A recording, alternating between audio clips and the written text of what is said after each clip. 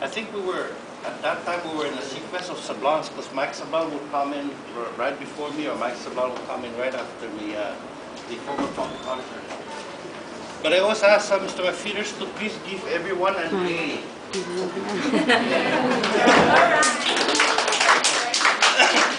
you guys have time to listen to me, you will deserve an A, because I'm a politician. But anyway, no, thank you. It's always good to be at the college. It's always great to have a conversation with students, because I truly believe that the situation we're in right now, to get out of this permanently, we need to educate our workforce, we need to educate our people, and that's why, as many of you, can't hear me? All right.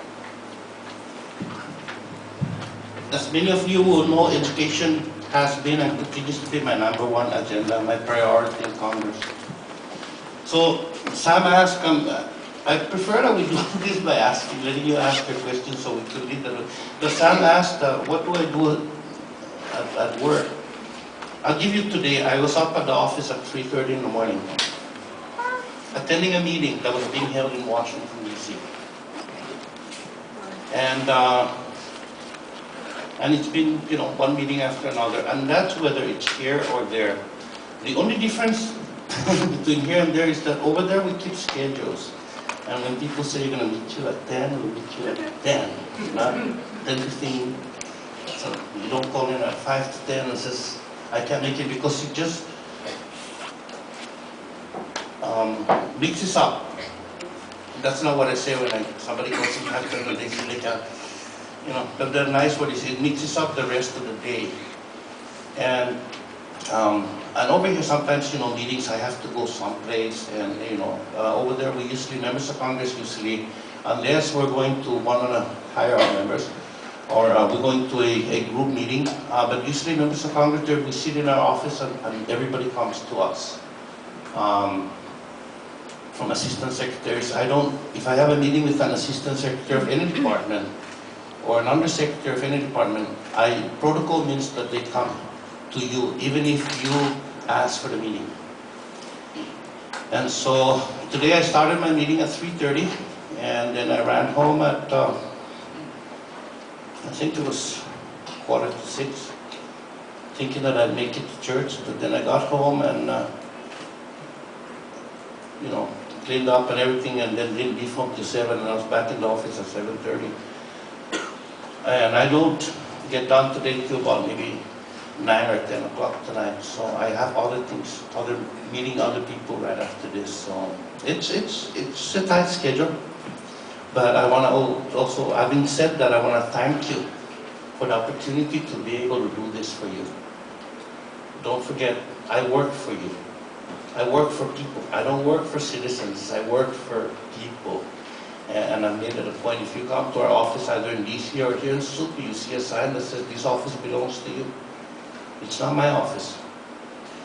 I just work there because you've given me the opportunity and the privilege to work there in that office, because that office belongs to you. And I think we should remind our own public officials that that's what they should strive for. I like to tell people that the first thing I do before I even say my morning prayer, the first thing that comes to my mind is the Northern Marianas, even if I'm in Washington, D.C., particularly when I'm in Washington, D.C. And then I say my morning prayers. Because that's why you send me there. My family lives here. Well, actually, now it's just my wife, my son. I don't know if you guys met this young troublemaker named Jesse Sablan. Yeah, he was here last semester. He goes to school at Johns Hopkins, but I brought him here for a semester just to think about what he's trying to do, because education is important. And a very talented kid, and I wanted him to make sure he gets his bearings right. But my wife lives here, and I live in DC, so I make it a point to try and be here at least once a month. There's going to be times when I can't do that. When I return on Sunday, I won't be back till March. But there's congressional schedules. As to what's going to happen in this Congress, there's a little issue here where I'm an independent, but I caucus with the Democrats, and the Republicans drive the agenda in the House now. And And so sometimes we're at the mercy of the majority in the House, but I serve in the Committee on Natural Resources. And in this Congress, I was in the Committee on Education and Labor, but because they reduced the number of members, and because I'm a freshman, and now I'm basically a sophomore, but there were members who had more seniority, I got bumped off. And not just me, there were a lot of us. They reduced the number from 49 to I think 36. So 13 of us got like bumped off. So now I'm serving the Committee on Agriculture and trying to help, trying to work with Chris on starting this aquaculture issues here and see where that leads. So. And so that I won't bore you, I think it's more interesting for you if I go, or if I let you ask your questions, and I'll try to respond as well as I can. What do you think? Is that a good idea? We'll let you ask questions better than me just talking on and rambling on with what I think is important. I think what we need to do is find out what's on your mind. Yes, sir? Well, you mentioned that now that we have a Republican-driven Congress, how has that changed your job and your ability to get money to the CNMI? It just doesn't affect me bringing money to the cinema. It affects every member bringing money to their district. What they're trying to do with the Republican majority is to bring and we have a situation with the national deficit. It's a large amount of money.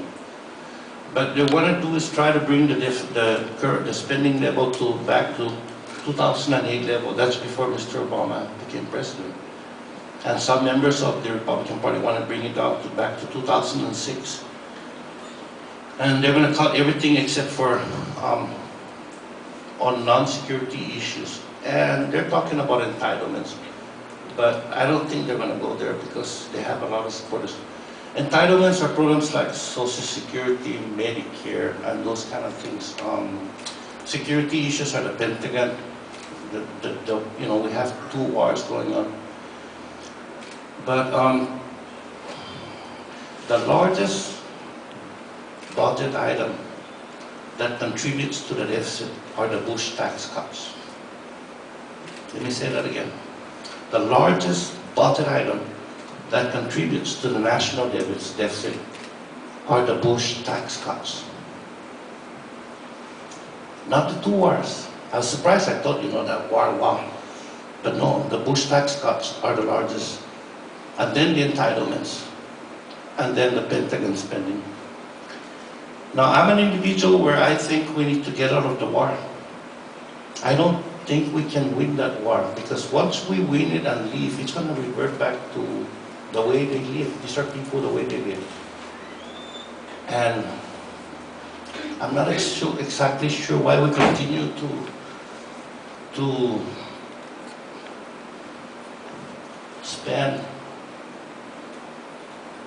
or why we continue to go through wasting so many lives and national treasure in a war in the Middle East. Because don't forget, we went to war in Afghanistan and we won that war. Now I can't understand for the life of me why we won that war.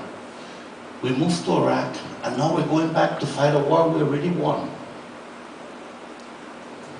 I just don't understand why.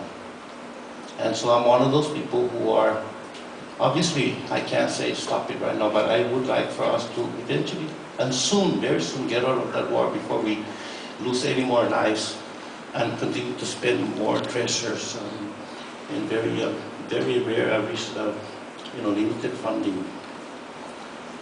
But having said that, there will be issues that affect the Northern Marianas and other programs. But I have very good friends on the other side of the aisle. I caucus in the Democrats, but I never closed the door on working with Republicans. And we've been able to have friends in the Senate, in the United States Senate, and obviously the White House is still a Democrat. So, yeah, there'll be things we won't